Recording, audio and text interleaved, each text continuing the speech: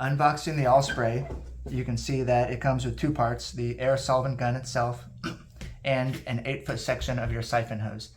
The siphon hose is made out of BUNA nitrile rubber. It will push on to the intake nipple on the Alspray.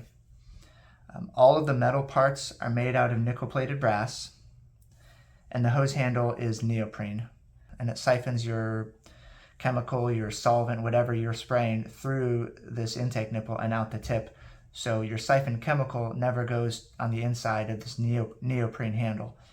The hose handle only sees air. The Alspray comes standard with a 1/4 inch NPT fitting for your airline connections. We can also customize it for 1/2 inch or 3/8 NPT. When you have an airline connected to the Alspray, it acts as an air blowgun. You just squeeze the brass handle and the rubber hose handle together to activate the air. And when you're blowing air through it, this intake nipple here is actually pulling a suction. That's the siphon effect. So we connect our siphon tube and it creates a nice atomized spray mist.